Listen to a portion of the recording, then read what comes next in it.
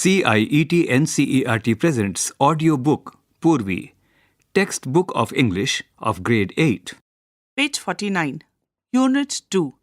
Values and Dispositions. On the left side of the page is the QR code for additional resources that you will find on the Diksha app. Scan the QR code via the Diksha app to access these resources. A Tale of Valor. Major Somnath Sharma and the Battle of Budgam. Let us do these activities before we read. 1. Work in pairs. Share your answers with your classmates and teachers. 1. What do you think about the Republic Day parade on 26th January? 2. What are the highlights of this parade? 3. What bravery awards are given on this day and who receives them? 2. Work in groups of 4 and discuss. 1. What qualities do you think a soldier should have? 2. If you had to share a message with a soldier, what would it be? At the bottom of the page is the image of the Republic Day parade happening in New Delhi. Page 50. Let us read. Mera desh re, mera desh hua re roshan, le kurban kiya tujhi pe tan man. At the center of the page is the image of 75 years of independence. It is Azadi Ka Amrit Mahotsav. At the center of the page is the image of Major Somnath Sharma and the Kumaon Regiment crest. On the left side of the page, we have a box with the word meanings of some words that we will come across in this page. The words are etched, that is, permanently fixed in someone's memory. Beacon, a source of inspiration. Valor is courage. This is a tribute to the valiant Major Somnath Sharma, India's first recipient of the Paramveer Chakra, whose name is etched in the annals of history. His bravery and sacrifice stands as a beacon of inspiration for generations. At every intersection of patriotism, whether through the National War Memorial, soul-stirring patriotic songs, books, stories recounting acts of valor, the celebration of Azadi Ka Amrit Mahotsav, his memory is honored. Major Somnath's legacy of courage and devotion to the nation remains forever alive, reminding us of the ultimate price paid for our freedom. The serene Kashmir Valley, in the shadows of the majestic Himalayas, witnessed a tale of extraordinary heroism and sacrifice to protect the integrity of the Indian borders. Page 51. The day began with the silence of a cold November dawn, but ended with echoes of courage that served as an inspiration for generations to come. This is the story of Major Somnath Sharma and the brave men that he led on a mission to protect the Srinagar airport from falling into the hands of a guerrilla force trained and backed by Pakistan.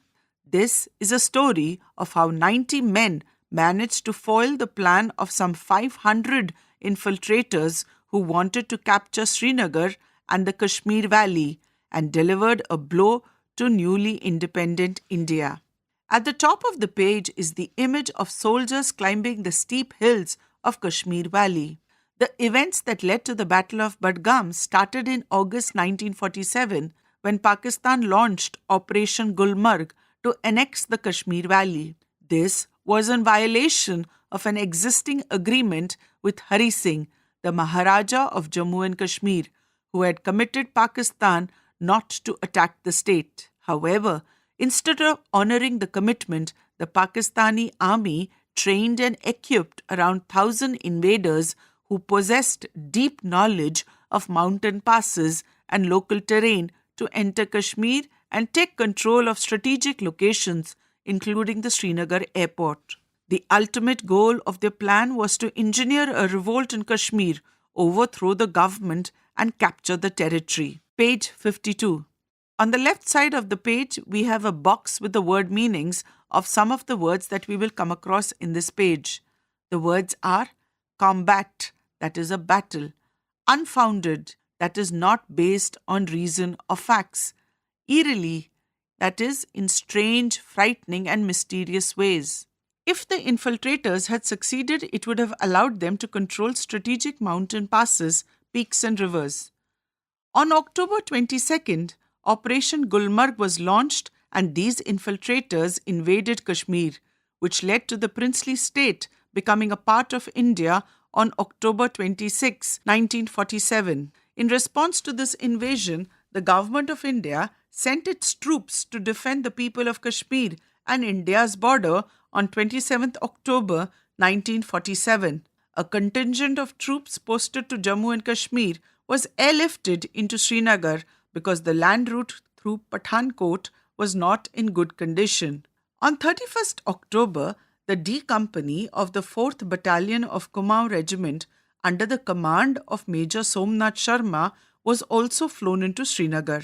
At that time, Major Somnath Sharma's left hand was in a plaster, but he insisted on being with his company while in combat. He knew that his mission would be very challenging and told his senior officers, "I know my men better than anyone else, and if they are going into action, they are not going in without me." These words highlighted his commitment to his men and his country.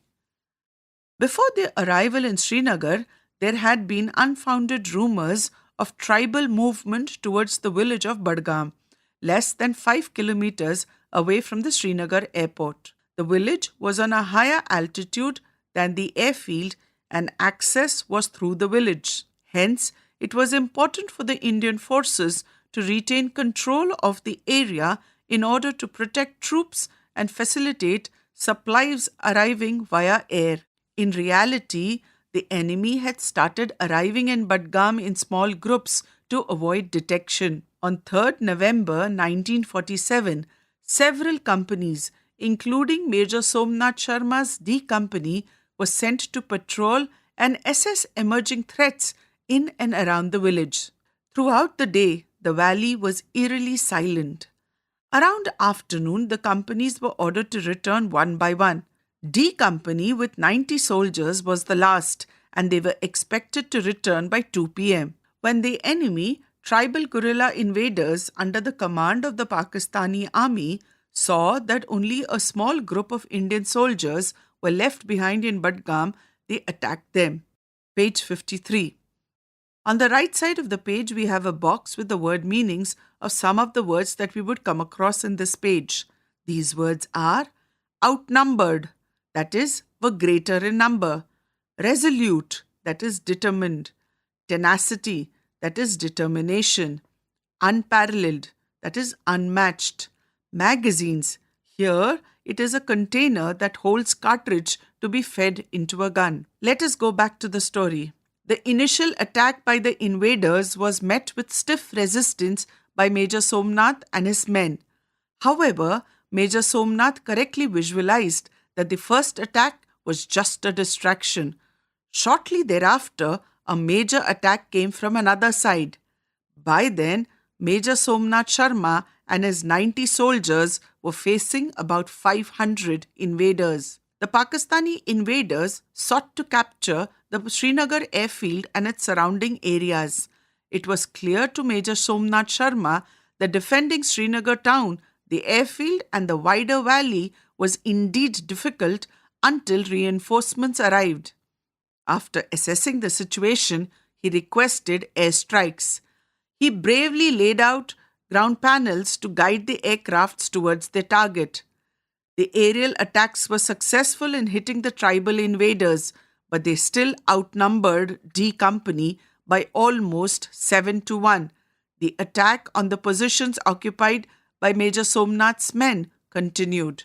Vastly outnumbered and facing devastating fire, Major Somnath Sharma and his men stood resolute. The air was thick with the sound of gunfire and the cries of battle, but Major Somnath Sharma's voice cut through the chaos, urging his men to fight with tenacity and valor. Despite heavy casualties and his own injuries, Major Somnath Sharma displayed unparalleled bravery. He moved fearlessly through the battlefield, directing fire, filling magazines for his gunners, and encouraging his men to hold their ground. At the bottom of the page is the image of the few members of the D Company fighting fearlessly against the Pakistani invaders. Page 54. On the left side of the page, we have a box with the word meanings of some of the words that we would come across in this page. The words are ammunition, that is, a supply of bullets, shells, and explosives. Crouched, that is, sat with knees bent. Conspicuous, that is, noticeable. Posthumously, that is, after death. At the top of the page is a box with the famous words of Major Somnath Sharma, PVC, that he told his superiors. Major Somnath Sharma said, and the box reads, "I shall not withdraw an inch, but will fight to the last man and the last round." However, as the battle progressed, D Company began running out of ammunition. When Major Somnath Sharma informed brigade headquarters about this, he was asked to pull back. Aware of the gravity of the situation, he responded with these words, "The enemy is only 50 yards from us. We are heavily outnumbered. We are under devastating fire. I shall not withdraw an inch, but will fight to the last man and the last round." Just a few minutes later, when he was crouched in a trench next to a machine gun operator in order to help him load the gun, his position was hit by a mortar shell, killing him instantly. Despite losing their major and facing the overwhelming numerical superiority of the enemy, the heroic actions of late Major Somnath Sharma motivated his men to hold their position for over more than 6 hours before being overrun by the enemy. Their brave resistance provided time for reinforcements to arrive, including flying in soldiers from the Punjab regiment to Srinagar. The heroic deeds of Major Somnath and his men thoroughly demotivated the enemy, causing more than 300 casualties, including injuring their leader. In many significant ways, D Company's sacrifice and Major Somnath's leadership saved Srinagar for India. The 4 Battalion was awarded the Battle Honour Srinagar. Major Somnath laid down his life for the nation at the young age of 24. For this act of conspicuous bravery, Major Somnath Sharma was awarded the Paramveer Chakra, PVC. His citation reflects his heroism, patriotism, and courage. He was the first recipient of the PVC, awarded posthumously for gallantry and supreme sacrifice. Page 55. The page has an image of the citation letter recommending Major Somnath Sharma for an immediate award for personal courage and bravery. Page 56. On the left side of the page is a box with the word meanings of some words that we will come across in this page. The words are legacy, that is, life experiences, values, beliefs, and tradition passed down from generation to generation. Testament, that is, a strong evidence or proof. Dispatches, that is, an official report on military affairs. Forged, here it means shaped or strengthened, often through hardship. We have dwelled into how the events of 3rd November 1947 played out. It is also worth knowing more about the early life of Major Somnath and the events that led him to make the ultimate sacrifice for the nation. Born on 31st January 1923 in the picturesque town of Dad in Kangra, Himachal Pradesh, Somnath Sharma belonged to a family with a rich military legacy. His father, Major General Amarnath Sharma, had served the nation with distinction. Young Somnath was also deeply inspired by the valorous tales of the Mahabharata imparted to him by his grandfather. From his early education at Sherwood College, Nainital, to his rigorous training at the Royal Military College, Sandhurst, Major Somnath Sharma's life was a testament to discipline and dedication. Commissioned into the 8th Battalion, 19th Hyderabad Regiment in 1942, he served with distinction during World War II in the Arkan campaign in Burma, earning mention in dispatches for his bravery. However, it was during the Indo-Pakistan War of 1947-1948, particularly in the Battle of Budgam, that the legacy of Major Somnath Sharma was truly forged. The life and sacrifice of Major Somnath Sharma embody the highest ideals of duty, honor, and patriotism.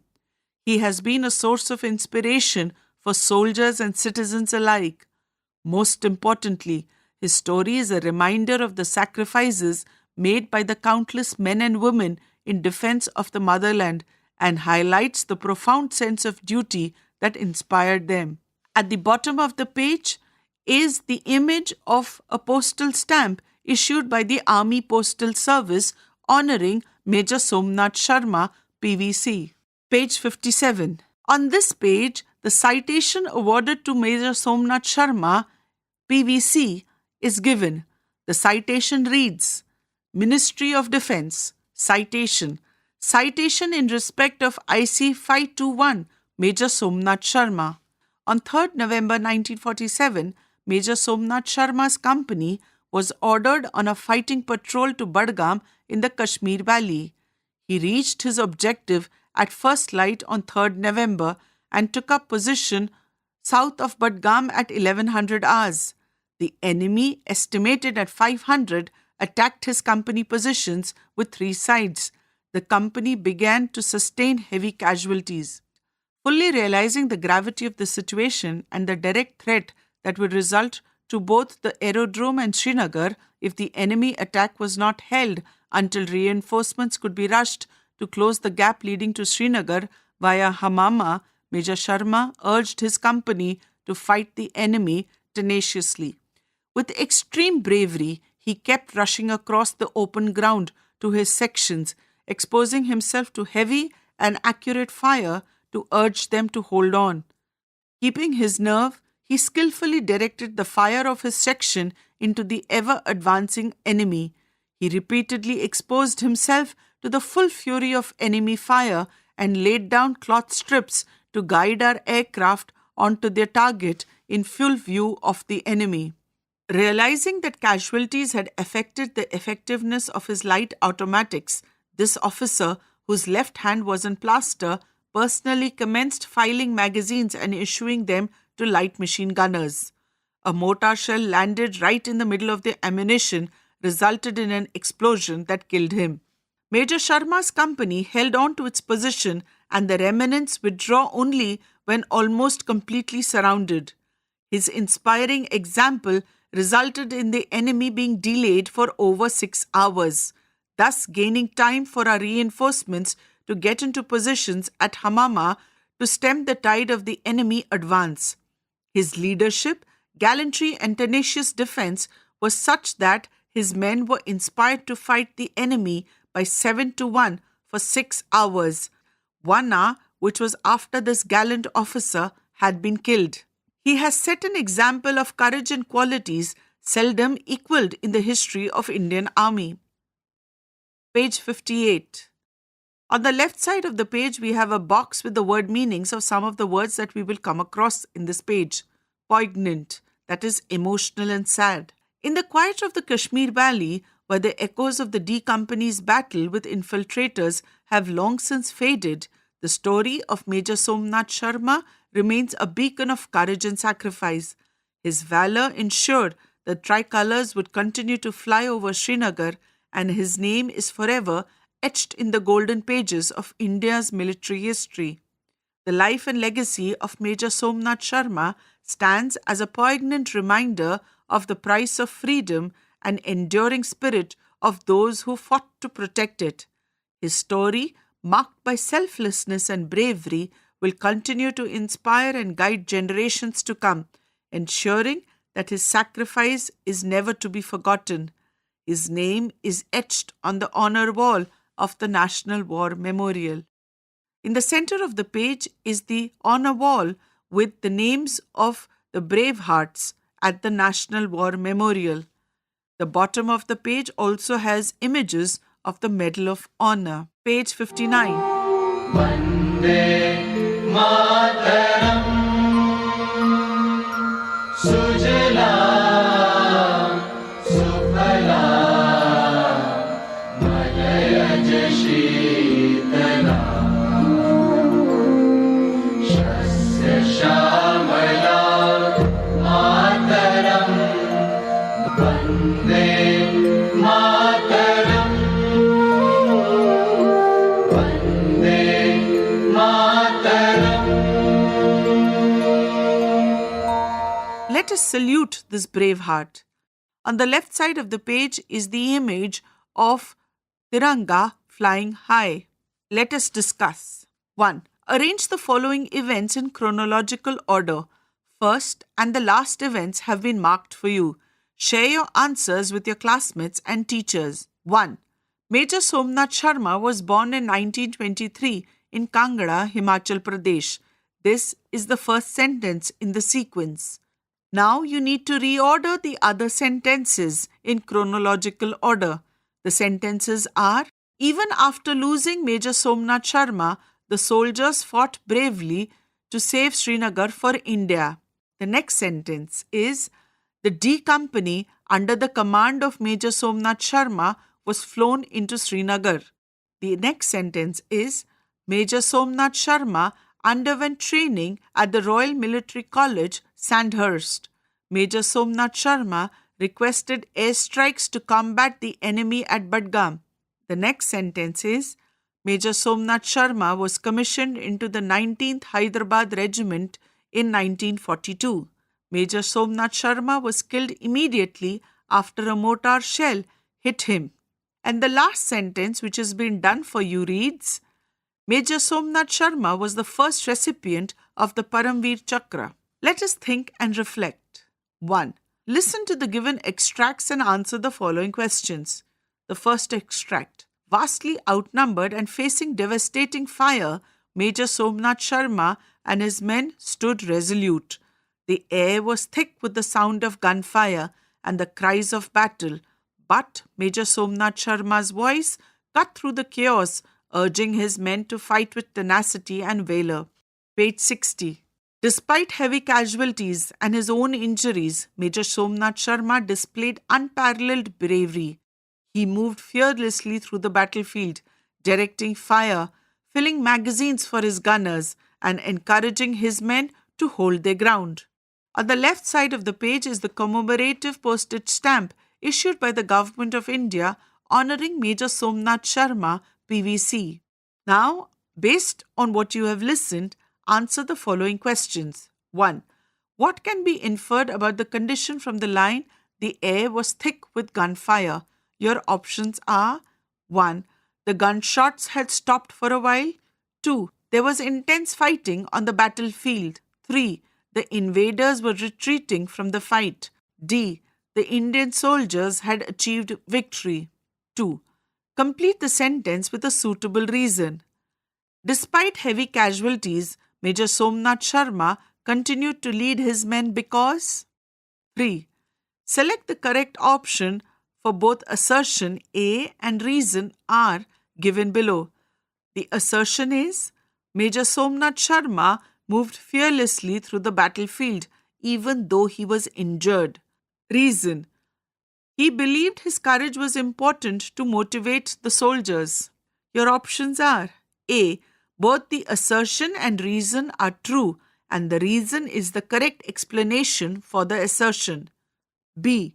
Both the assertion and reason are true, but the reason is not the correct explanation of the assertion. C. The assertion is true, but the reason is false. And D. The assertion is false, but the reason is true. 4. Fill in the blanks with the correct words from those given in the brackets. Major Somnath Sharma was filling magazines encouraging his men to hold their grounds despite dash. Your options are injuries or worry. 2. Born on 31st January 1923 in the picturesque town of Dad in Kangra, Himachal Pradesh, Somnath Sharma belonged to a family with a rich military legacy. His father, Major General Amarnath Sharma, had served the nation with distinction, and young Somnath was deeply inspired by the valorous tales of Mahabharata imparted to him by his grandfather.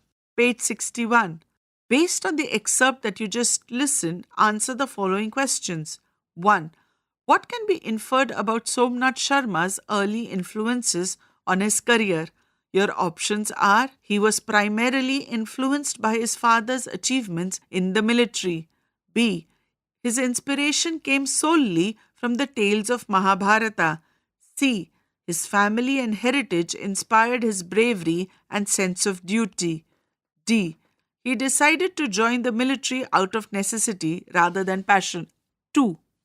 Identify whether the following statement is true or false. Somnath Sharma belonged to a wealthy family. 3.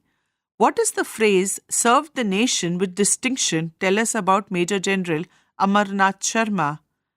That he performed his duties with exceptional dedication, honor, and excellence, or he was highly respected for his contributions to the country. 4. Replace the underlined phrase with a word from the extract that has a similar meaning. My family and I visited a popular hill station and stayed in an old but visually charming house surrounded by trees. 2. Answer the following questions. 1. Major Somnath's legacy of courage and devotion to the nation remains forever alive. Forever alive. What is the significance of the repetition in this line? 2. Why do you think Major Somnath's leadership was critical during the Battle of Badgam? 3. What were Major Somnath's last words? What do they reflect about his sense of duty? 4. What might have been the outcome of the Battle of Badgam if Major Somnath and his company had not held their ground? 5. Why do you think Major Somnath's story continues to inspire soldiers and civilians today? 6. How can the values demonstrated by Major Somnath Sharma of courage, duty, and self-sacrifice be applied in our daily lives? Page 62. Let us learn. 1.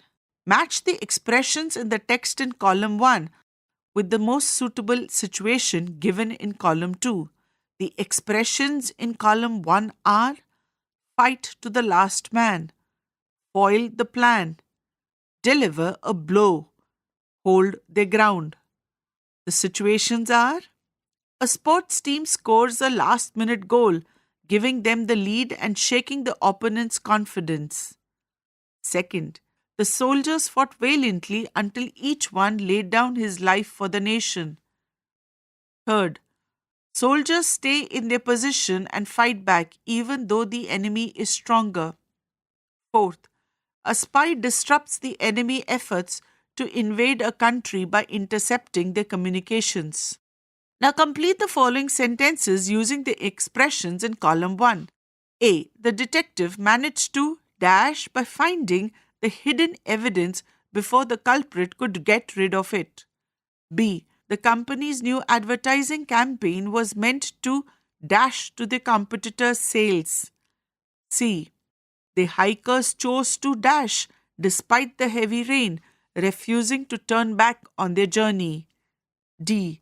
Despite being heavily outnumbered, the soldiers vowed to defend their homeland and dash, refusing to surrender to the enemy forces. 2. Listen to the highlighted word in the following sentence from the text. A contingent of troops posted to Jammu and Kashmir was airlifted into Srinagar.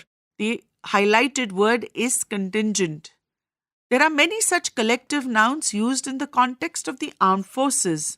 Match the collective nouns in column 1 to their meanings in column 2. You may refer to the dictionary. Page 63. At the top of the page are the images of army trucks, air force jets, and navy ships. You now have to match the collective nouns in column 1 to their meanings in column 2. The collective nouns used in the context of armed forces are given in column 1. These are regiment, squadron, fleet, and battalion. The column 2 has the meanings. The meanings are a large body of troops ready for battle, especially an infantry unit. 2. A permanent unit of army typically commanded by a lieutenant colonel or a colonel divided into several companies. 3.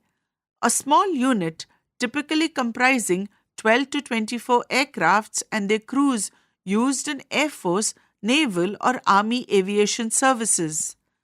4.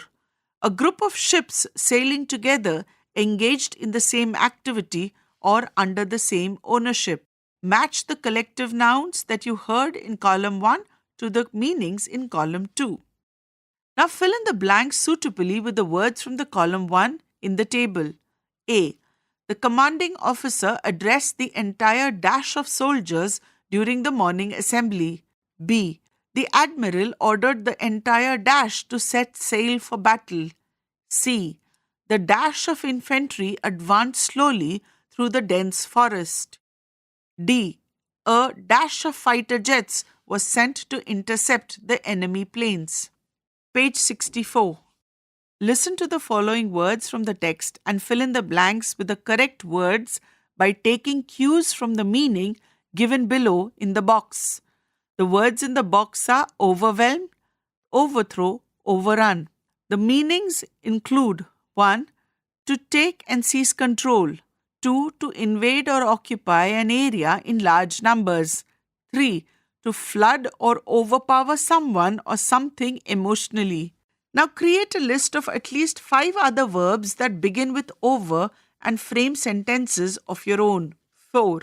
In the following pair of C words, noun is used, while S is used for the verb form. Like for example, when advice is used as a noun, it is spelt as advice, and when it is used as a verb, it is spelt as advise. Similarly, when practice is used as a noun, it is spelt as practice, while when it is used as a verb, it is spelt as practise. Similarly, when device is used as a noun, it is spelt as device, and when it is used as a verb, it is spelt as devise. Similarly, when counsel is used as a noun, it is spelt as council, while if it is used as a verb, it is spelt as counsel. Now, fill in the blanks correctly with the words given in the brackets. 1. The teacher's dash is always helpful and she continues to dash her students on their career choices. Your options are the noun form of advise or the verb form of advise. 2. The musician believes the daily dash helps a lot, so she's always ready to dash her harmonium lessons. The noun form of practice or the verb form of practice. Choose appropriately. 3. The scientist uses a strange dash for experiments and plans to dash new methods for his analysis. Use the noun form of device or the verb form of device to fill in the blanks appropriately. 4. The village dash met to discuss issues and decided to dash the villagers on important matters. Use the noun form of counsel or the verb form of counsel to fill in the blanks appropriately. At the bottom of the page is a box that reads, listen to the highlighted words in the following sentence from the text. Most importantly, his story is a reminder of the sacrifices made by countless men and women in defense of the motherland. In terms of meaning, there is no difference between the two words, defense spelt as DEFENCE or DEFENSE. In American English, the word is spelt with an S, whereas in the British English, it is spelt with a C, which is the preferred spelling. The word, though, has different meanings, but it is most commonly used to mean the act of protecting someone or something against attack or criticism. Page 65. There are a few highlighted words in the following sentences from the text that are being read out to you. First, ended with echoes of courage that serve as an inspiration. The highlighted word is serve. Second, a contingent of troops posted to Jammu and Kashmir was airlifted into Srinagar. The highlighted word is was. Third, D Company with 90 soldiers was the last and they were expected to return by 2 p.m. There are two highlighted words in this sentence, was and were. 4. The life and sacrifice of Major Somnath Sharma embody the highest ideals of duty, honor, and patriotism. The highlighted word is embody. Now, all the highlighted words are either singular verbs or plural verbs. They are in agreement with the subject of the sentence. This is called the subject verb agreement. Now, fill in the blanks for the following sentences by choosing the correct verbs given within the brackets. 1. The bouquet of flowers dash, your options are is or are beautiful. 2. Neither the teacher nor the student dash, and your options are was or were aware of the change in the schedule. 3. Each of the participants dash, your options are has or have submitted the projects on time. 4. The data collected by the researchers dash shows or show significant trends. 5. One of the players dash, your options are was or were injured during the match. 6. Either the children or the guardian dash, your options are has or have to attend the meeting. 7. A pair of shoes dash, and your options are is or are missing from the rack. 8. Neither of the statements dash, your options are is or are true. 9. The members of the jury dash, your options are has have delivered their verdict to the court. 10. Mathematics dash, your options are is or are an interesting subject for many students. 6. Listen to the following passage and correct the incorrect usage of verbs. One example has been done for you. The sentence reads, a battalion of soldiers stand at attention as the national flag are raised. The correct sentence is, a battalion of soldiers stands at attention as the national flag is raised. Page 66. Now, you correct the incorrect usage of verbs in the following paragraph. Each soldier salute with pride while the commander and his assistants inspect the parade. The sound of marching feet echo through the air as a group of cadets prepare for their drill. Meanwhile, a convoy of military vehicles pass by, drawing cheer from the gathering crowd. Page 98. Transcripts. A Tale of Valor, Major Somnath Sharma and the Battle of Badgam. You will now listen to a talk about the Paramveer Chakra. As you listen, complete the sentences by filling in the blanks with one or two exact words or phrases that you hear. Hello everyone. Let me tell you about the Paramveer Chakra. It is one of the most prestigious awards in India and signifies the wheel of ultimate bravery. This award is granted for exemplary bravery in the presence of the enemy. That means this award is given to someone who shows extraordinary courage and bravery while fighting the enemy. The medal was first instituted as a gallantry medal with retrospect effect from 15th August 1947 by Dr. Rajendra Prasad, the then President of India. The medal was designed by Mrs. Savitri Kalonkar, who drew inspiration from sage Dadichi, a Vedic rishi who made the ultimate sacrifice by giving up his body so that the gods could create a deadly weapon called Vajra or thunderbolt from his spine. The Paramveer Chakra is cast in bronze. At its center, on a raised circle, is the state emblem of India. Surrounding it are 4 replicas of Indra's Vajra lined with lotus flowers. That, my dear friends, is the Paramveer Chakra, a true symbol of bravery. Thank you.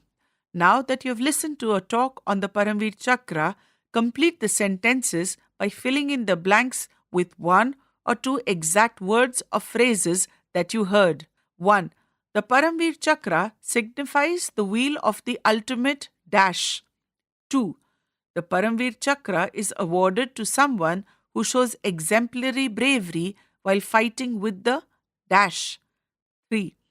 The Paramveer Chakra was introduced as a gallantry medal in 1947 by the Dash. 4. The design of the Paramveer Chakra is inspired by Sage Dadichi, who was a Dash. 5. The state emblem in the center of the Paramveer Chakra is surrounded by the Vajra and Dash. Let us speak. On the left side of the page is the image of 5 students who are planning how to serve the nation. 1. As the citizen of a nation, we must fulfill our duty. In groups of 4 or 5, speak about how you propose to serve your nation. You can choose from the themes given below in the box. The themes are saving the environment, health and well-being, helping others, righteous conduct. You may use the sentence prompts that you will hear about to organize what you speak about. The sentence prompts are: 1. I believe one of the best ways to serve the nation is by... You can complete the sentence with your thoughts. 2. A small change we can make is... You can complete the sentence with your thoughts.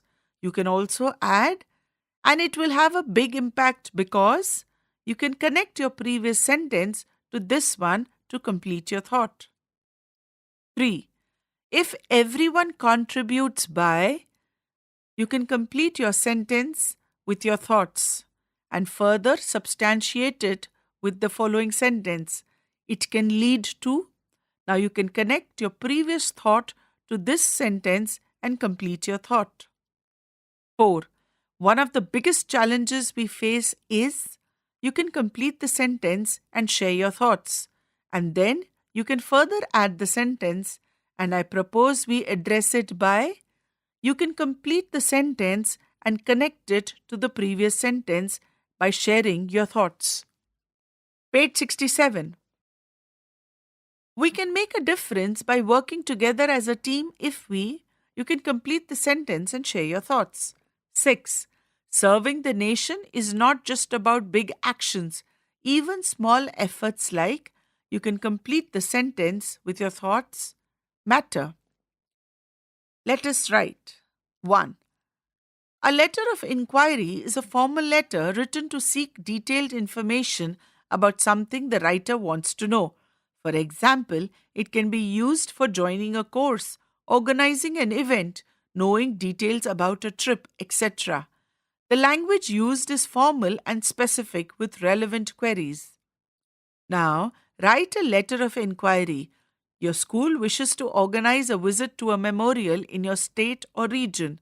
Write the letter to the in charge of the memorial requesting for information regarding available dates for visit, the duration of the tour, any entry fees, and the guidelines for student groups. 1. Follow the given layout.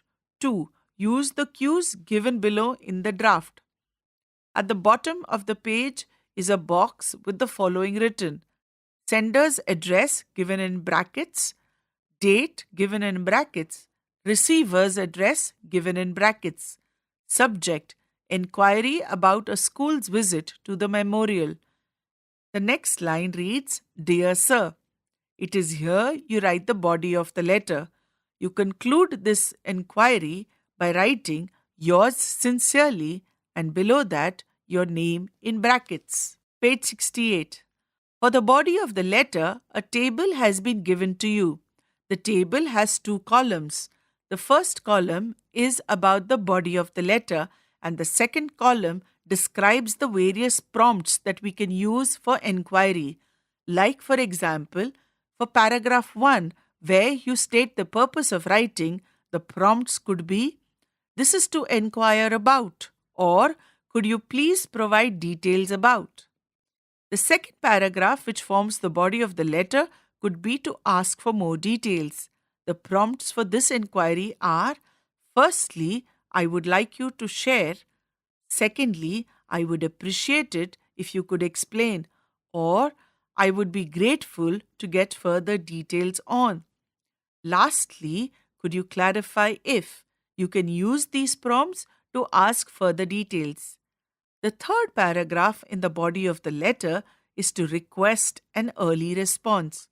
In order to do so, you can use the following prompts for enquiry, like an early reply will be greatly appreciated as it will help complete the sentence, or I look forward to your guidance and support for making this trip meaningful.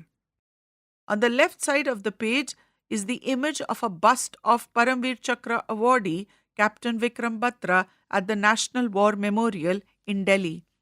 The source of this image is from the National War Memorial Image Repository.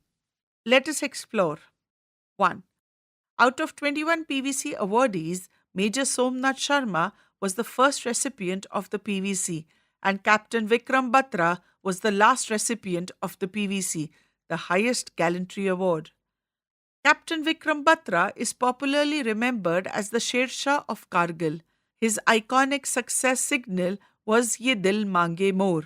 Captain Vikram Batra, the D Company commander, was tasked to capture Point 5140 on 20th June 1999, which he did with exemplar courage. After Point 5140 was captured, 13 Jackraff was tasked to capture Point 4875. On 7th July 1999, Captain Batra led the assault from the front and engaged in a physical fight with the enemy. He killed 5 enemy soldiers at point-blank range and himself sustained serious injuries.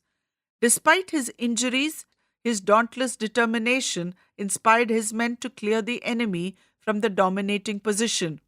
Later, he succumbed to his injuries. His fearless determination and leadership encouraged his company men to avenge his death and finally capture Point 4875. Page 69.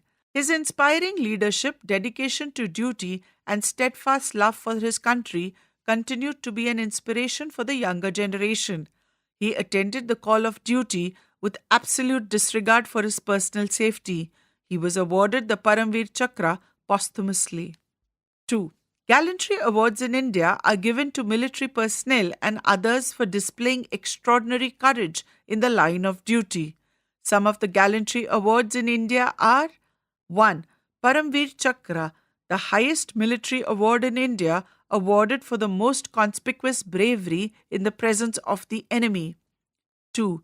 Mahavir Chakra, the second highest military award in India, awarded for acts of gallantry in the presence of enemy. Veer Chakra, awarded for acts of gallantry in the presence of enemy. Find out more about gallantry awards. 3. The Indian government has been steadfast in its initiatives to boost the representation of women in the Indian Armed Forces. These women have been serving the nation selflessly and with pride. Find out the key roles of women in the Indian Army. Share this information with your classmates and teacher. 4. Birsa Munda, a saga of courage and sacrifice.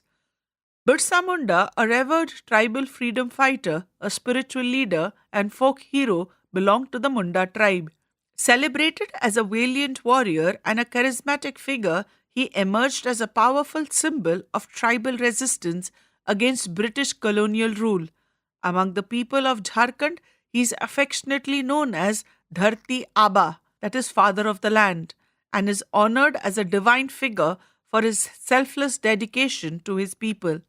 On the left side of the page is a commemorative stamp designed by Sri Shankha Samanta, capturing his powerful presence. It features Birsa Munda addressing his followers with a determined expression that reflects his unwavering vision of tribal unity, empowerment, and self-governance. This stamp serves as a lasting tribute to his pivotal role in India's freedom struggle and his relentless commitment to protecting tribal rights. The source of this information is pib.gov.in. 5. Make a list of the patriotic songs in any language, including songs from your region.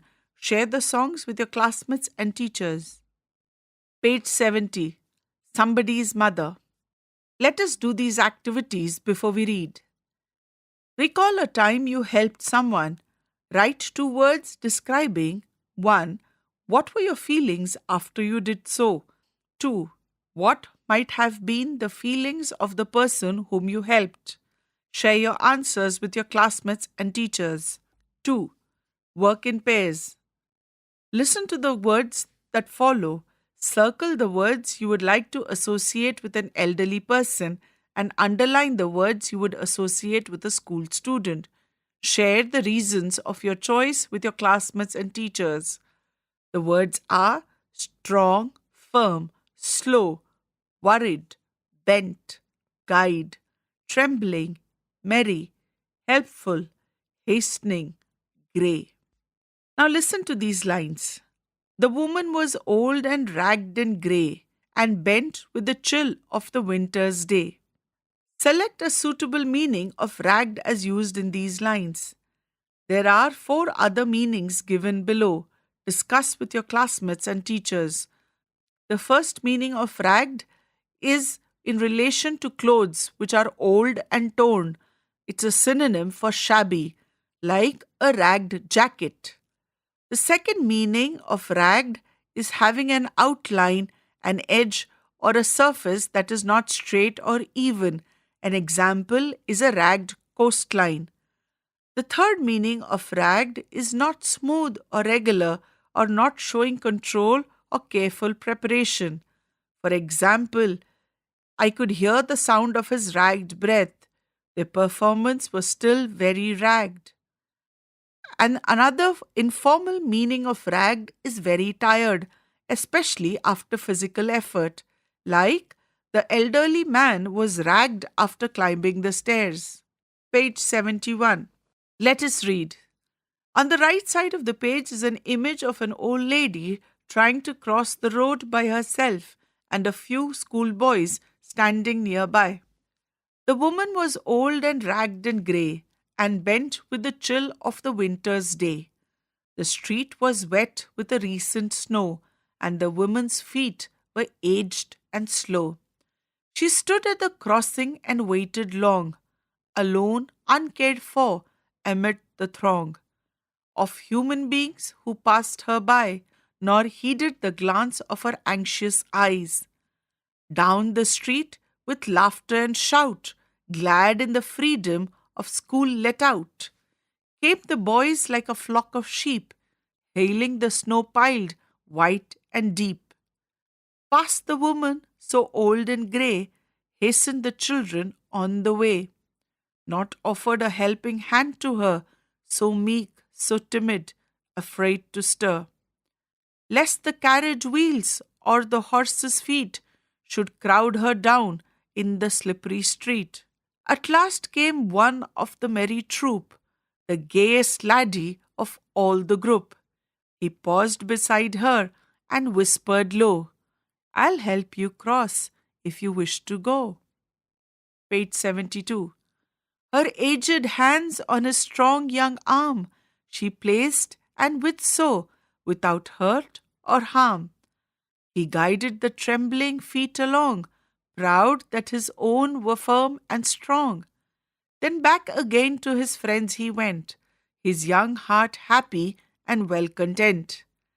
She's somebody's mother, boys, you know, for all she's aged and poor and slow, and I hope some fellow will lend a hand to help my mother, you understand. If ever she's poor and old and grey, when her own dear boy is far away, and somebody's mother bowed low her head in her home that night, and the prayer she said was, "God, be kind to the noble boy who is somebody's son and pride and joy." At the left side of the page is the image of the old woman crossing the road with a young boy.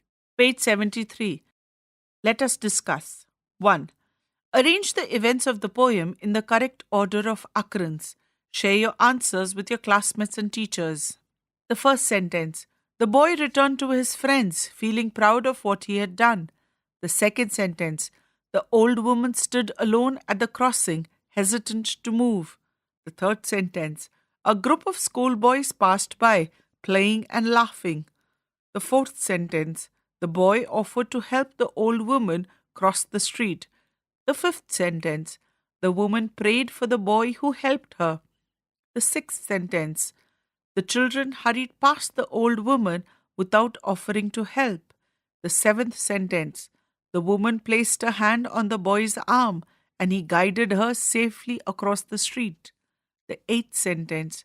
The boy thought about his own mother and hoped someone would help her one day. 2. Fill in the blanks by choosing the correct answer from the options given in the brackets. 1. The central theme of the poem is dash. Your options are kindness and empathy or adventure and courage. 2. The tone of the poem is dash, humorous and playful or sympathetic and hopeful. 3. The poem is written in couplets with dash lines in each stanza. Your options are 4 or 2. 4. The structure of the poem gives a rhythmic flow that reflects both the dash, that is narrative and emotions, or the story's pace and message. 5. The poem follows a rhyme of dash, AABB or ABAB. 3. Pick examples from the poem for the following poetic devices: simile, alliteration, and repetition. 4. Complete the following sentences appropriately explaining the imagery. 1. The poem uses imagery to describe scenes of a bustling street. We know this by the phrase dash. 2.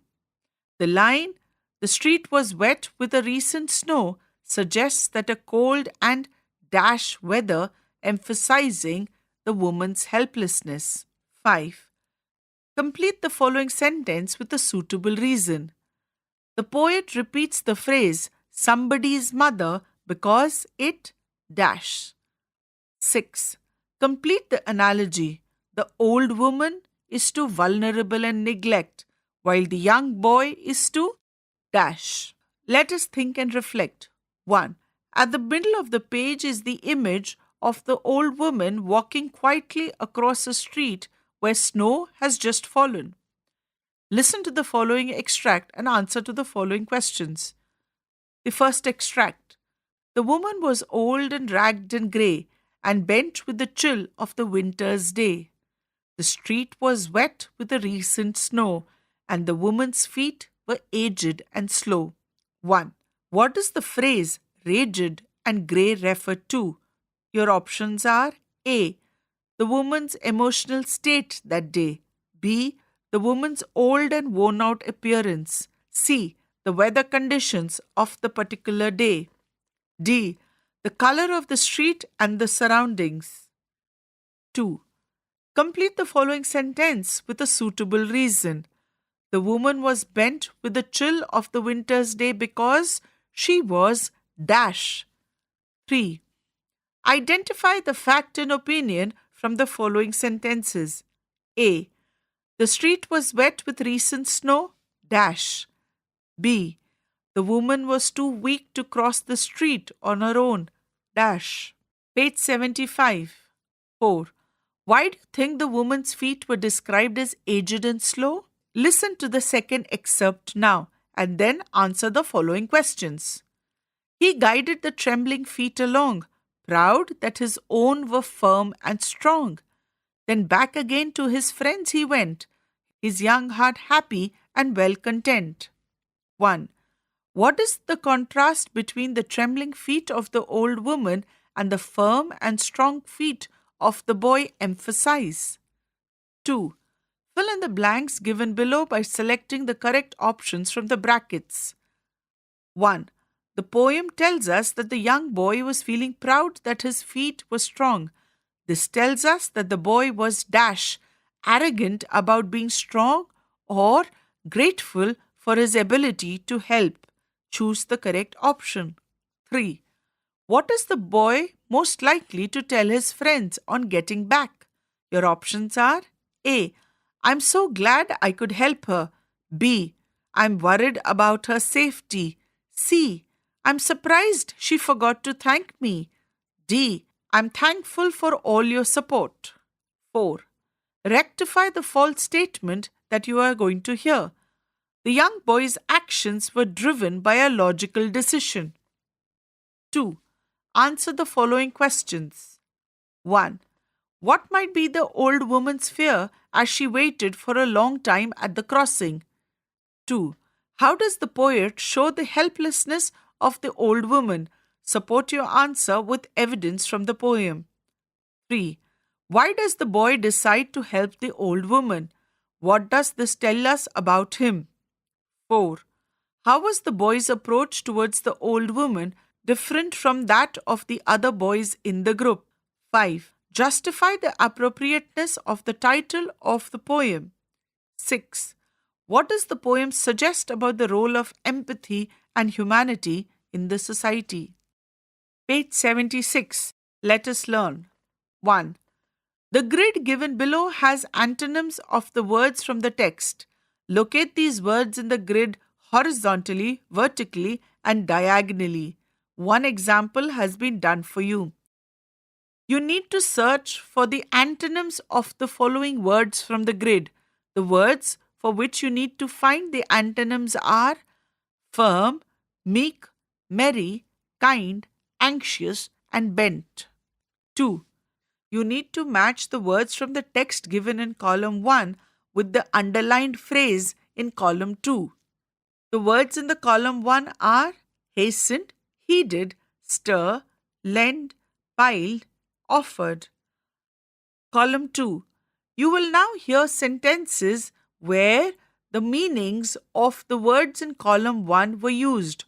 You need to match the words from the text given in column 1 with the underlined phrase in column 2. The sentences in column 2 are 1. The mother heard the baby move slightly in the cradle at night. The underlined phrase is move slightly. 2. It is our duty to give support to the poor. The underlined word is give. 3. The students worked quickly to complete the project and submit it on time. The underlined phrase is worked quickly. 4. All the boxes are kept in a heap at one place. The underlined phrase is kept in a heap. 5. They came forward to help us when we were in need. The underlined phrase is came forward. 6. The stranded people were brought to safety because they paid attention to our advice. The underlined phrase is paid attention to. Page 77. 3. In the poem, the poet uses the idiom lend a hand, which means help somebody. Some more idioms using hand are given in column 1. Match these idioms with their meaning in column 2. You may refer to a dictionary. The idioms in column 1 are 1. Get out of hand. 2. Try your hand at something. 3. Give somebody a free hand. 4. Give somebody a big hand. 5. Work hand in hand. 6. Have your hands full. And the meanings that you need to match from column 2 are 1. Do something new. 2. Applaud somebody. 3. Work together. 4. Become difficult to control. 5. Be very busy. 6.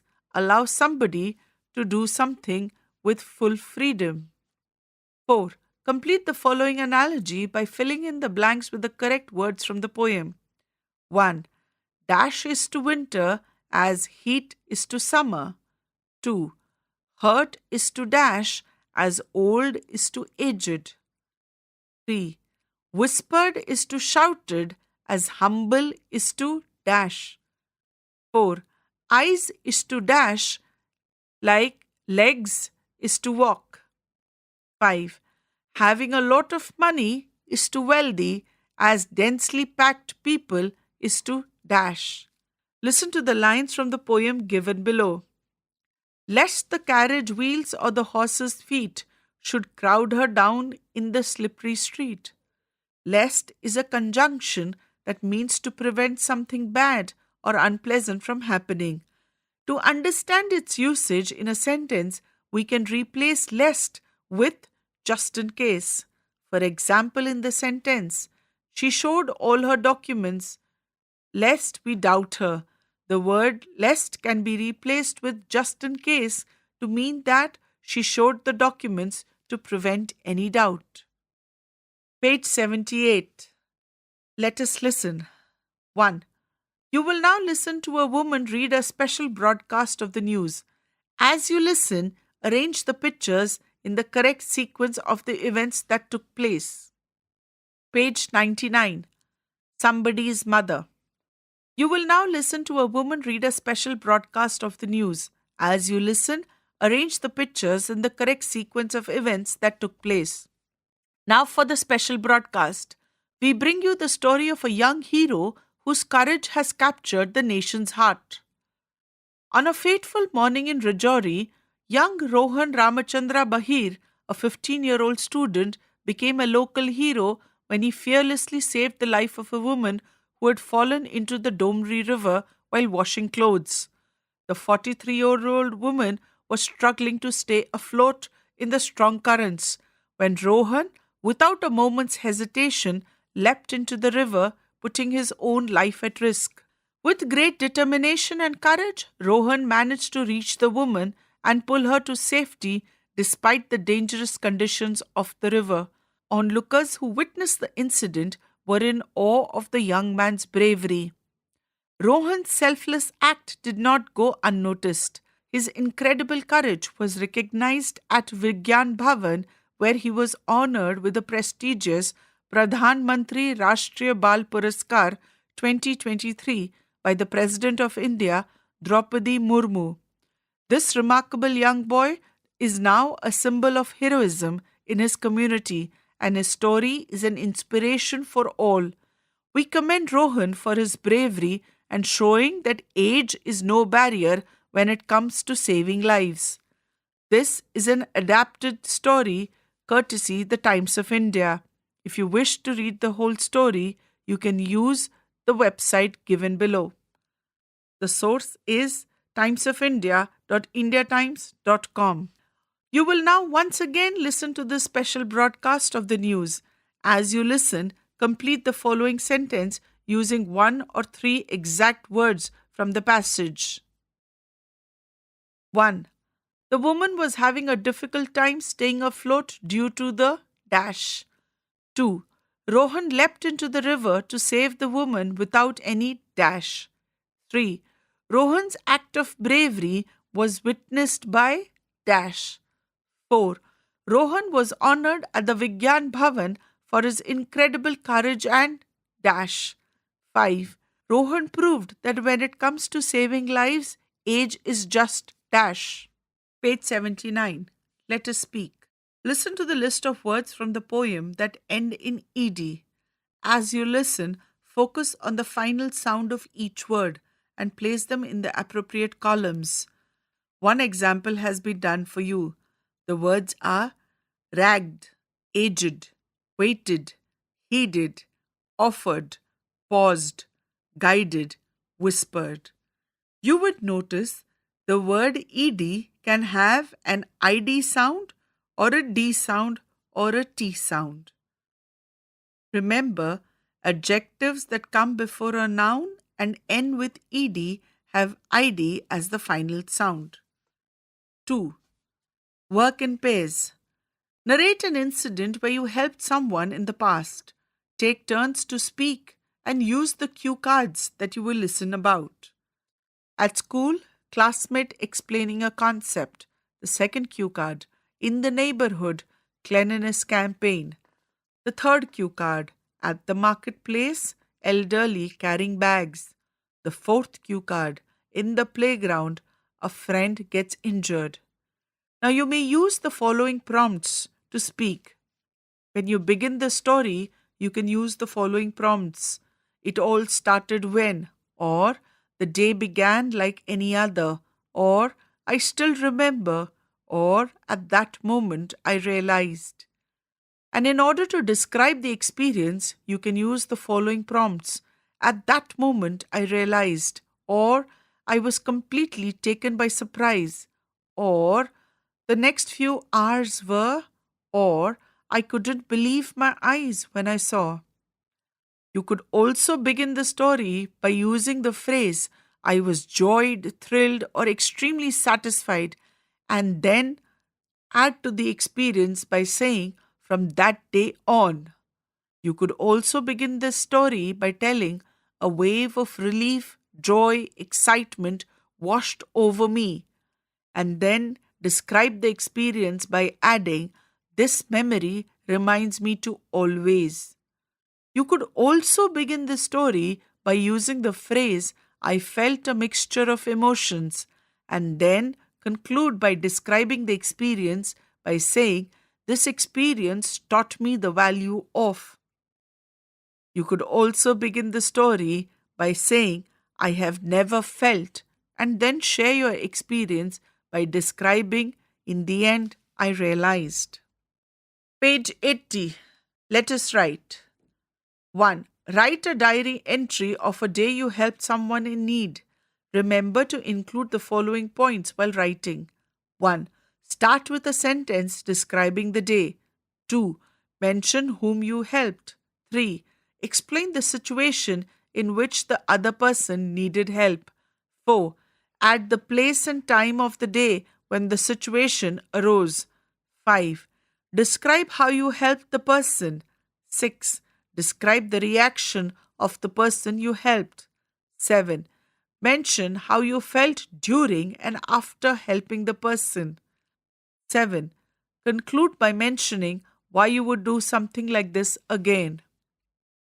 You may begin your sentence something like, the date, April 26, 2000, Saturday, 8 p.m.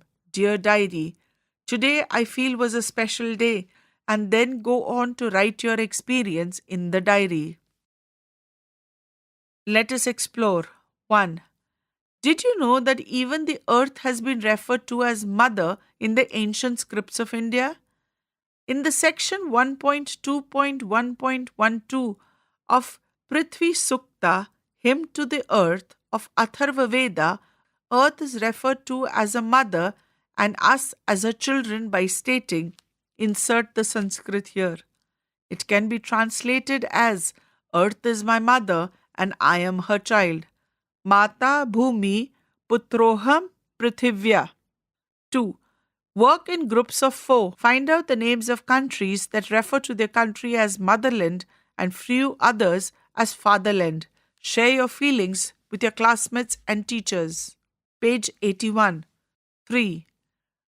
Listen to the poem and enjoy. A Nation's Strength by Ralph Waldo Emerson. Not gold, but only men can make a people great and strong. Men who for truth and honor's sake stand fast and suffer long. Brave men who work while others sleep, who dare while others fly. They build a nation's pillar deep and lift them to the sky. Note, here men refers to both men and women. 4. Make a gratitude card for your mother or grandmother to thank her for at least 5 things that she does for you. Also write 2 things that you would regularly do to help them. Use recycled material to make and decorate the card. At the bottom of the page, space is provided for making this card. Page 82. Varghese Kurian, I too had a dream. Let us do these activities before we read. Some worldwide means of communication are going to be read out to you. Arrange these worldwide means of communication in the timeline provided. Share your answers with your classmates and teachers. The worldwide means of communication given are telephone, telegraph, email, mobile phone, postcard, carrier pigeons. Arrange them in the line provided from old to new. 2. Work in pairs and discuss the following things. Share your answers with your classmates and teacher. 1. The reasons for the change in means of communication over the years. 2. The means of communication that you prefer to use and the reason for your choice. 3. Communication through social media, its benefits and precautions that one should take against its misuse. Page 83. On the right side of the page, we have a box with the word meanings of some words that we will come across in this page. These words are addicted, that is, dependent on something, fleeting, that is, momentary or short lived, abiding pleasure, that is, a feeling of happiness that continues for a long time, jottings, that is, brief notes, foremost, that means leading, humility, that is, modesty or the quality of being humble, pursue, that is, follow, envisioned, that is, imagined or expected something to happen in a particular way. Let us listen. V. Korean, Anand, 388001, India. To my grandson, Anand, 2005. My dear Siddharth, when did I write to you last? I have trouble even remembering. In today's fast-paced world, we have become so addicted to instant communication that we prefer to use a telephone. But speaking on the telephone only gives us an immediate but fleeting joy. Writing is different. Writing, even if it is a letter, not only conveys our present concerns and views of the events taking place around us, but it becomes a possession that can be treasured and reread over the years with great abiding pleasure. You may not wish to read it all right away, but perhaps a couple of decades or more from now, you will pick up these jottings of mine again, and they will give you a deeper understanding of what I have done and the reasons I pursued a life of service to our nation's farmers. You will then discover in them a valuable reminder of the days just before the world entered the 21st century, and you may want to share my memories with those of your generation or even younger to provide a glimpse of the world your grandparents lived in and knew. I started my working life soon after our country became independent. The noblest task in those days was to contribute in whatever way we could towards building an India of our dreams, a nation where our people would not only hold their heads high in freedom but would be free from hunger and poverty, a nation where our people could live with equal respect and love for one another, a nation that would eventually be counted amongst the foremost nations in the world. It was then I realized in humility that choosing to lead one kind of life means putting aside the desire to pursue other options. This transformation took place within me 50 years ago when I agreed to work for a small cooperative of dairy farmers who were trying to gain control over their lives.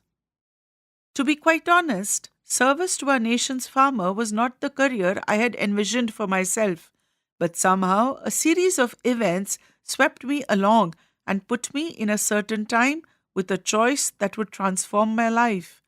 I could have pursued a career in metallurgy and become the chief executive of a large company, page 84, or opted for a commission in the Indian Army, and maybe retired as a general. Or I could have left for the US and gone to become a highly successful NRI. Yet I chose none of these because somewhere deep down I knew I could make more meaningful contribution by working here in Anand, Gujarat. On the left side of the page, we have a box with the word meanings of some words that we will come across in this page.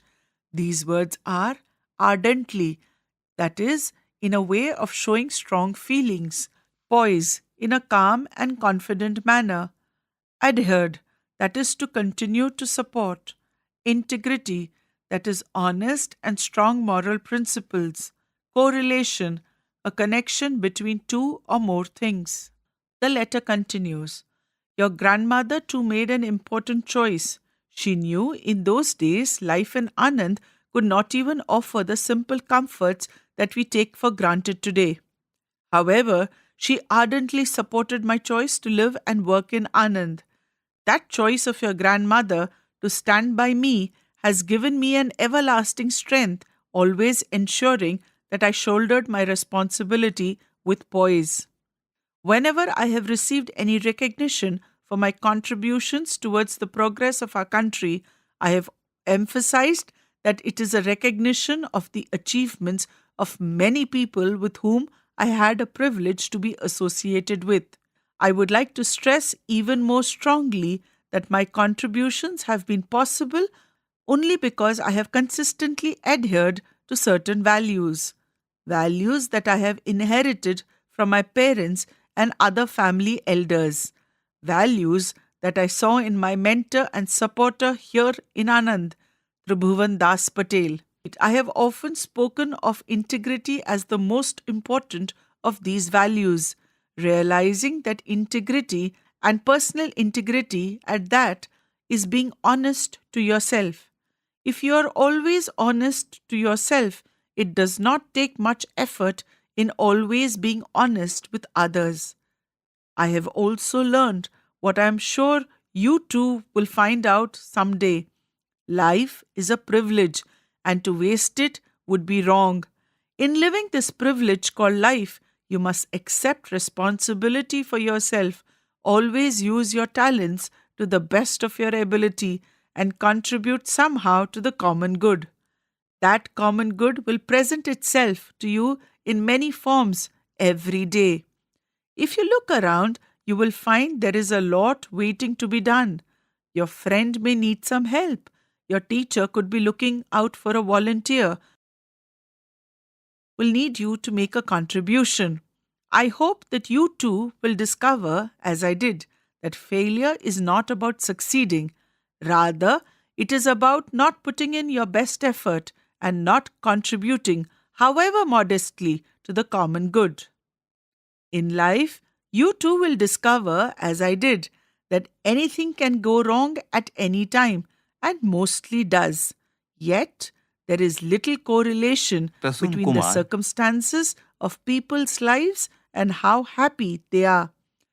Most of us compare ourselves with someone we think is happier, a relative, an acquaintance, or often someone we barely know. But when we start looking closely, we realize that what we saw were only images of perfection, and that will help us understand and cherish what we have rather than what we don't. Page 85. On the right side of the page, we have a box with the word meanings of some of the words that we will come across in this page. Musings, that is, thoughts on something one has been thinking about carefully for a long time. And the letter continues. Do you remember when you accompanied me at the magnificent ceremony in Delhi where our president awarded me the Padma Vibhushan in 1999? With great pride, you slipped the medal around your neck, looked at it in awe, and asked me very innocently if you could keep it. Do you remember the answer your grandmother and I gave you? We told you that, of course, this medal was yours as much as it was mine, but that you should not be satisfied in merely keeping my award. The challenge before you was to earn your own reward for the work that you did in your lifetime. And in the end, if we are brave enough to love, strong enough to rejoice in others' happiness, and wise enough to know that there is enough to go around for all, then we would have lived our lives to the fullest. I would like to dedicate these musings to you, Siddharth, and to the millions of other children of your generation in our country, in the hope that upon reading them, you will be inspired enough to go bravely out into the world and work tirelessly in your chosen field for the larger good of the country, for the larger good of humanity. Remember, rewards that come to you then are only the true rewards for a well-spent life. With my fondest love, yours affectionately, Dada V. Kurian. At the center of the page is the image of Varghese Kurian at the Amul factory. The image says, "Who says one man cannot make a change?" Let us discuss. A fact is something that can be proven true or false. A fact is not based on people's beliefs.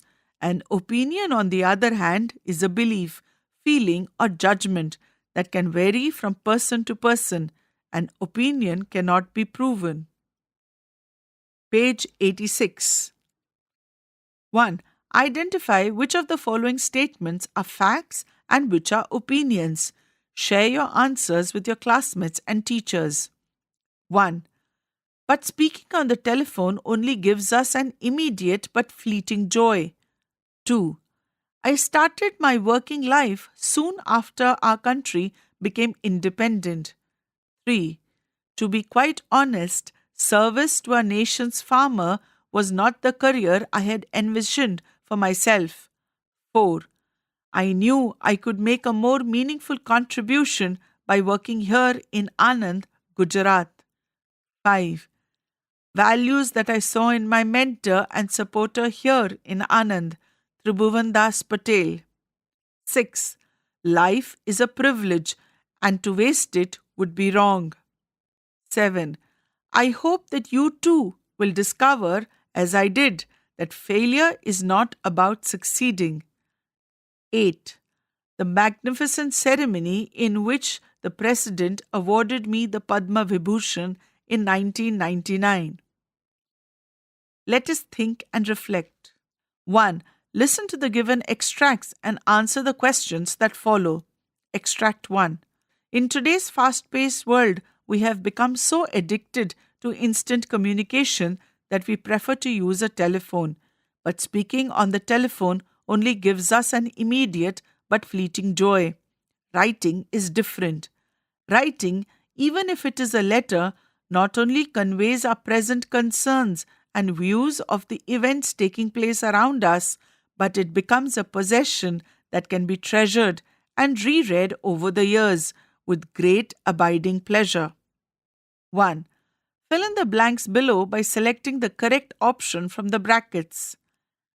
When the writer refers to a fast-paced world, he is speaking of a world where your options are communication happens quickly but lacks depth, or people have more time to write and reflect.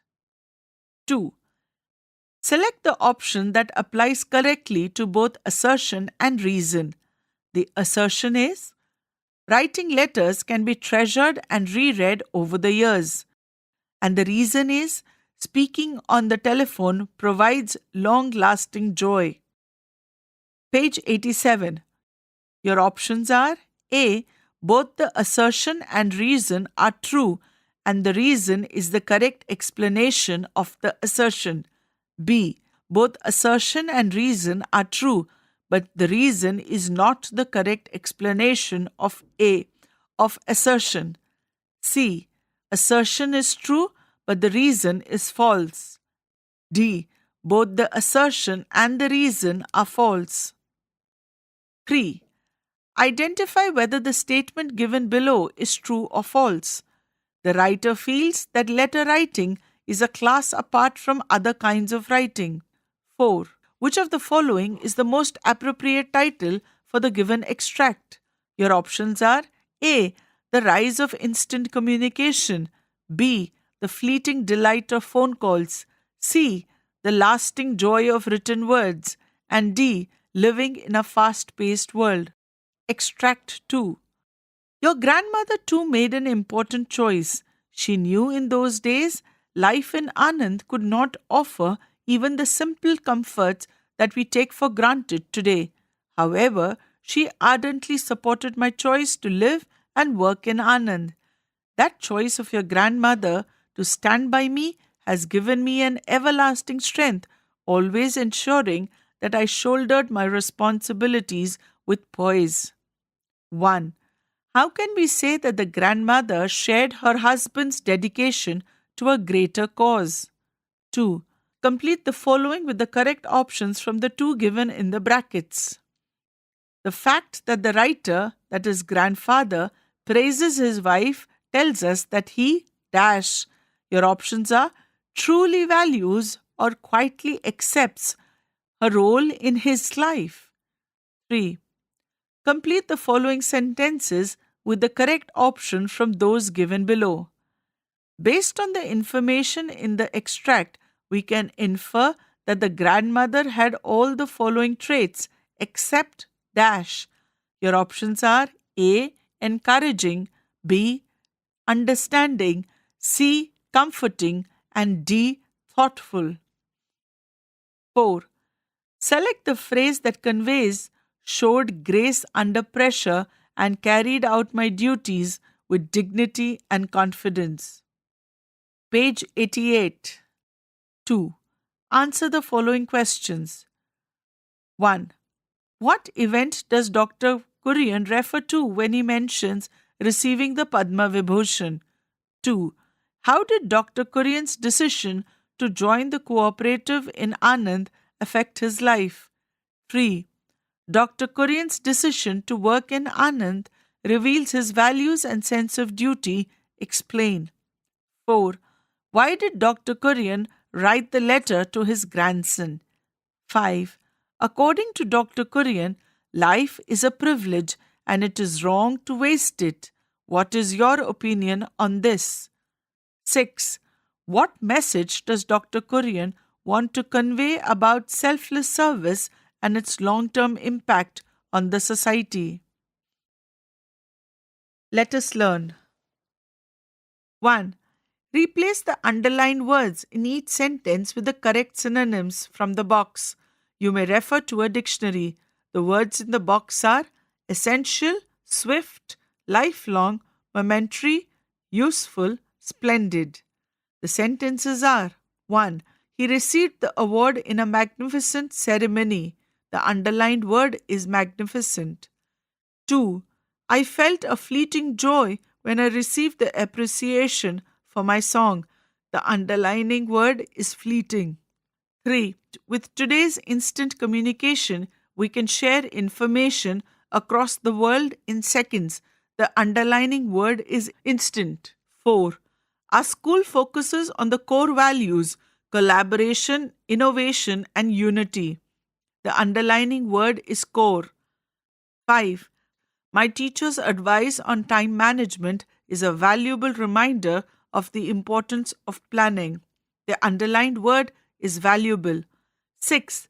Reading books and listening to music can give abiding pleasure that will last forever.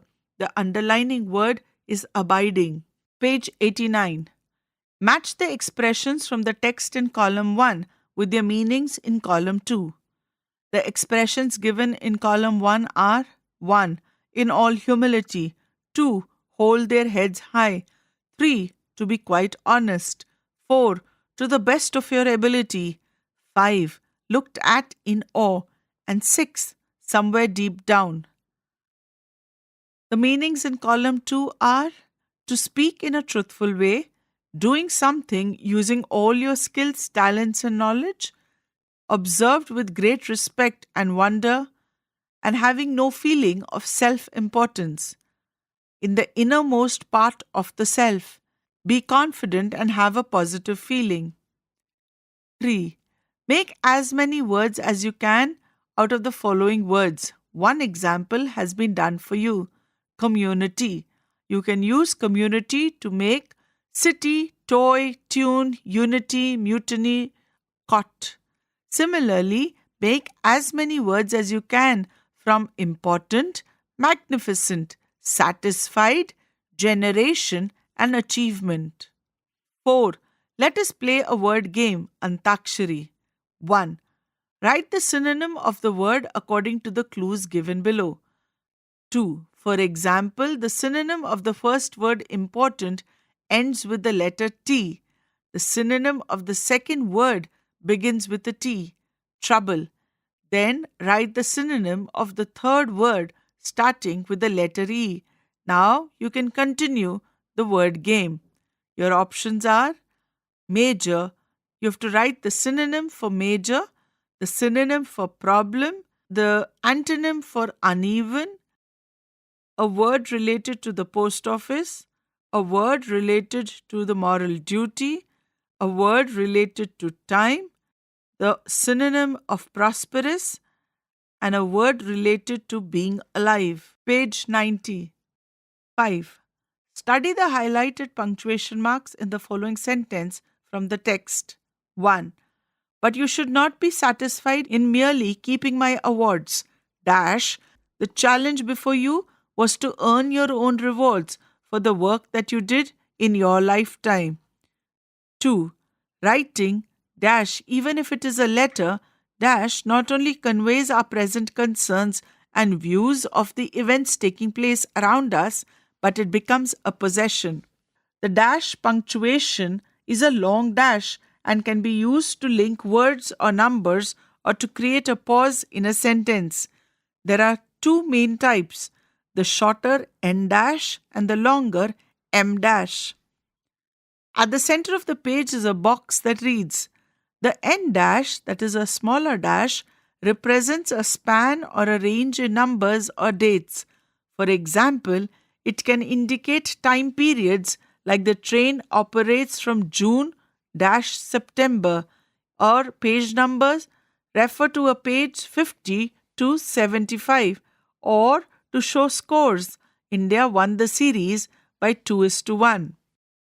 The M dash, that is a longer dash, is used to add extra information or to show a change in thought within a sentence. For example, the exhibition dash held in the main hall dash features local artists, or I bumped into someone unexpected dash my old teacher. Note, do not add spaces around the dash and avoid overusing them.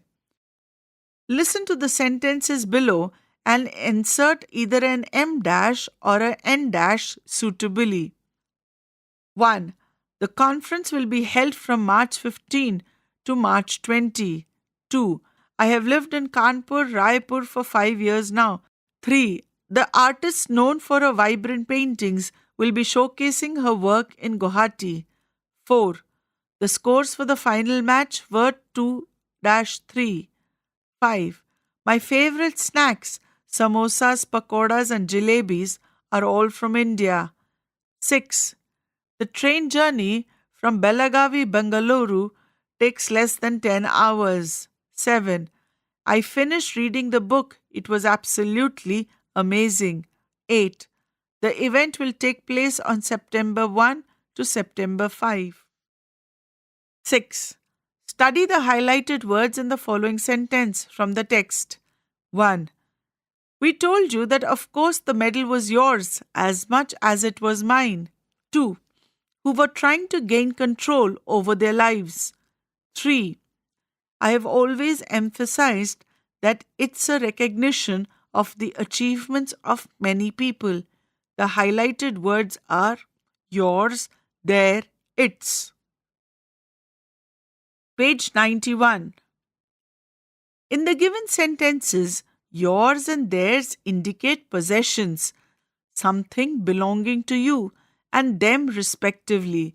But its does not indicate possession. Rather, it is the contracted form of it is. At the center of the page is a box that reads, note the following difference. Its is a contraction of it is or it has. Like, it's getting dark outside. It's, without the apostrophe, indicates that something belongs to you. The dog wagged its tail. U'(R) is a contraction of you are, and the example is, you are going to love this book. Your indicates that something belongs to you. For example, can I have one of your books? They'(R) is a contraction of they are. For example, they are coming to the field trip. Their indicates possession. For example, we should contact their manager. Now fill in the blanks by choosing the correct word from the options given in the brackets. 1. Please remember to bring dash your or U'(R) assignment book. 2. The team celebrated dash. The options are their or they are victory over the match. 3. Dash, it's or it is important to stay hydrated during the hot summer days. 4. I can't believe dash you're or you are going to the mango festival today. 5. The student said dash. Your options are they are there, excited for the field trip tomorrow. 6. The tree lost dash its or it is leaves in the winter. 7. Listen to the following phrases from the text. 1. In today's fast paced world. 2. On the telephone. 3. With great abiding pleasure. 4. In the chapters that follow. 5. At a certain time. 6. With equal respect and love. All these phrases are prepositional phrases. Page 92. At the top of the page is a box that reads, Prepositional phrases are a group of words that begin with a preposition and include a noun or a pronoun as the object of the preposition. These phrases provide additional information about time, place, manner, cause, direction, or relationship. Now complete the following sentences with the suitable prepositional phrase. 1. The children played happily in dash. 2. Nisha placed the vase on dash. 3. We discussed the project in dash. 4. Preeti found the lost book under dash. 5. The cat slept on dash. On the left side of the page is the image of children playing with a ball. 8. Rearrange the following jumbled words and phrases into meaningful sentences. 1. Barked at the strangers, the dog, loudly, the house, walking by. 2. Wrote, my classmate, during the A Story summer vacations. 3. Enjoyed, under the tree, they, by the lake, a picnic. 4. In his grandfather's room hung he the painting. 5. Studied with great determination for students the exam. Page 93. You will now listen to a passage about Evelyn Glennie's journey in overcoming her hearing loss through music and turning a physical disability into a success story. Evelyn Glennie's loss of hearing had been gradual. By the time she was 11, her performance in school had deteriorated and her headmistress urged her parents to take her to a specialist. It was then discovered that her hearing was severely impaired as a result of gradual nerve damage. Everything suddenly looked black, says Evelyn. But Evelyn was not going to give up. She was determined to lead a normal life and pursue her interest in music. One day, she noticed a girl playing a xylophone and decided she wanted to play it too. Most of the teachers discouraged her, but percussionist Ron Forbes spotted her potential. He began by tuning 2 large drums to different notes. Don't listen through your ears, he would say. Try to sense it some other way, says Evelyn. Suddenly, I realized I could feel the higher drum from the waist up and the lower one from the waist down. Forbes repeated the exercise, and soon Evelyn discovered that she could sense certain notes in different parts of her body. I had learned to open my mind and body to sounds and vibrations, she explains. It pours in through every part of my body. It tingles the skin, my cheekbones, and even my hair. The rest was sheer determination and hard work. She never looked back from that point onwards, and she got right to the top, the world's most sought-after multi-percussionist with a mastery of some 1,000 instruments. Now that you have listened to the passage, match the words given in column 1 with their meanings in column 2. The words in the column 1 are percussionist, impaired, vibrations, determination, and gradual.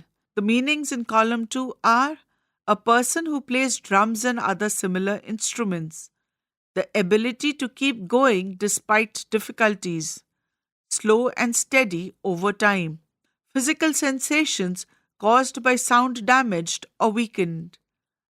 2. Listen to the passage once again and state whether the statements given are true or false. 1. Evelyn Glennie became deaf suddenly. 2. Her headmistress ignored the signs of her hearing loss. 3. Ron Forbes was a percussionist who helped Evelyn. 4. To sense music. 5. She gave up on music after her diagnosis. 3. Answer the following questions in 1 or 2 words. 1. How did Evelyn turn her disability into strength? 2. What role did Ron Forbes play in her life? 3. What lessons can we learn from Evelyn's story about how to treat others who have different abilities or challenges?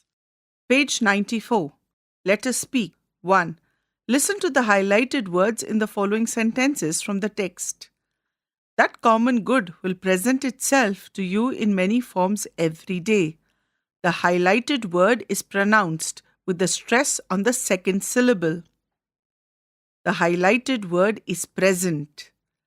In the word present, when it is read as a verb, the stress is on the second syllable. It is present. While if the word present is used as a noun, the stress is on the first syllable, present. Now let us listen to the given words with the correct syllable stress according to the part of speech given in the brackets. Produce, it is a noun. Produce is a verb. Contract is a verb. Contract is a noun. Project is a noun. Project is a verb. Content is a noun. Content is a verb. Refuse is a noun. Refuse is a verb. 2. Listen to the highlighted words in the following sentences from the text. But it becomes a possession that can be treasured and reread over the years with great abiding pleasure. Treasure, pleasure. In the highlighted words treasured and pleasure, the words S-U-R-E have a sure sound. There are some words which end in S-U-R-E. There are some words which end in S-U-R-E but have a sh sound as in pressure. Now let's listen to the words given below with the sh or a z sound. Measure, leisure, reassure, enclosure, exposure, ensure, seizure, fissure, composture, unsure. 3. Pausing and chunking are techniques used when speaking to organize information for the listener. Speakers can split what they say into smaller segments, either individual words or group of words, to convey ideas or emphasize key points clearly. Page 95. 1. Let us listen to the following lines from the poem Don't Quit by Edgar Albert Guest. When things go wrong, as they sometimes will, when the roads you're trudging seems uphill, when the funds are low and the debts are high, and when you want to smile but you have to sigh, when care is pressing you down a bit, rest if you must, but don't you quit. Now let's reread the lines of the poem once again by taking a shorter pause or a longer pause. Notice which version is easier for a listener to follow and understand. When things go wrong, as they sometimes will, when the road you are trudging seems uphill, when the funds are low and the debts are high, when you want to smile but you have to sigh, when care is pressing you down a bit, rest if you must, but don't you quit. Have you listened to the song in Hindi or in your own language? Share with your classmates and teachers. 2. Chunk the stanzas with a short pause or a long pause and read it aloud. The stanza goes, "Life is queer with its twists and turns, as every one of us sometimes learns, and repeat, and many a fellow turns about when he might have won had he stuck it out. Don't give up though the pace seems slow. You may succeed with another blow. Often the goal is nearer than it seems to a faint and faltering man." Let us write. 1. Write a letter to your grandparents thanking them for the valuable lessons they have taught you. Include how their wisdom has shaped your values and behavior in life. 1. Thank them for teaching you important lessons, sharing stories, or helping others in the neighborhood. 2. Share how their actions inspire you to contribute to the betterment of the society. Page 96. Let us explore. On the right side of the page is an image with cows and milk in a bottle. On the left side of the page is the image of the wheat grass. On the bottom right is the image of fisheries. 1. The White Revolution led to the increase in milk production in India primarily due to the efforts of Dr. Varghese Kurian. Therefore, he is known as the milkman of India. The Green Revolution in India introduced high-yielding varieties of wheat and rice. It was initiated by Dr. M.S. Swaminathan.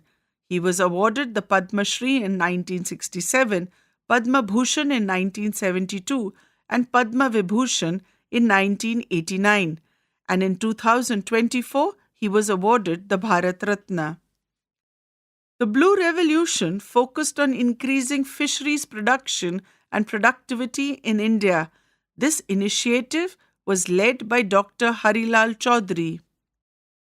In groups of 4, research more about these revolutions. Share your findings with your classmates and teachers. 2. Vocational training for people in rural regions is provided by the Jan Shikshan Sansthan JSS under the Ministry of Skill Development and Entrepreneurship, Government of India. The objective of JSS is to economically uplift the rural population by imparting essential skill-based training. This enables local traders to grow and creates new opportunities for the people in the region. Find out more about JSS with the help of the link given below. The link is jss.gov.in. Page 97. 3. Financial literacy. Let us listen to the passage and discuss the questions that follow. Financial literacy is an essential lifelong skill that should be taught to children from an early age.